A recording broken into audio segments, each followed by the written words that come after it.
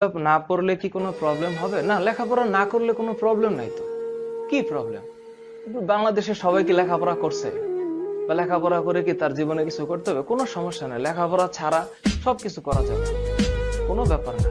লেখাপড়া হচ্ছে মনের সুখের জন্য মানুষ করে, বাধ্য হয়ে করে। আবার ইনস্টিটিউশনে যাইতে হয় মানুষ বাধ্য হয়ে, কারণ স্কুলিংটা হচ্ছে স্কুলিং। মানুষকে স্কুলে যাইতে কেন বাধ্য করা হয়? সবাইকে যদি তার তার জীবনকে যেরকম ভাবে সেরকম ভাবে চলতে দিত, মানুষ তার নিজের জায়গাটা খুঁজে পাইতো না।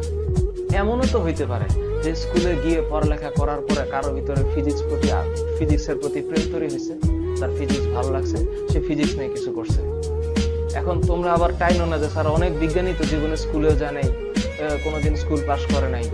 সেই উদাহরণ যে তুমি হবা তার গ্যারান্টি কে দিছে? পৃথিবীতে উদাহরণের কোনো শেষ নাই।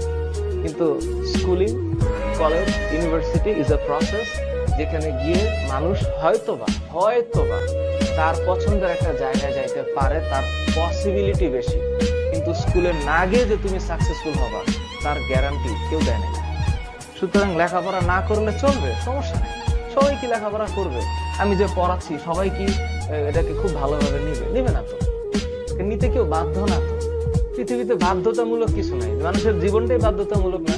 চাইলে যে কোনো সময় যে কেউ মারা যেতে পারে, তাই না? এখন বাধ্যতামূলক মানুষ চিন্তা করে যে হ্যাঁ আমি একটা ভালো কিছু করব এবং সে অনুযায়ী চলবো, কারণ সবার কাজের বিচার হিসাব দিতে হবে। একটা আফটার লাইফ তো আছে, সেই সময় হবে সব ইজি স্কুইজি সমান সমান হবে, তার আগে সমান সমান হবে না। যদি এই পৃথিবীতে সব হিসাব সমান সমান হয়ে যেত, তাহলে তো আফটার লাইফ বলে কিছু থাকতো না।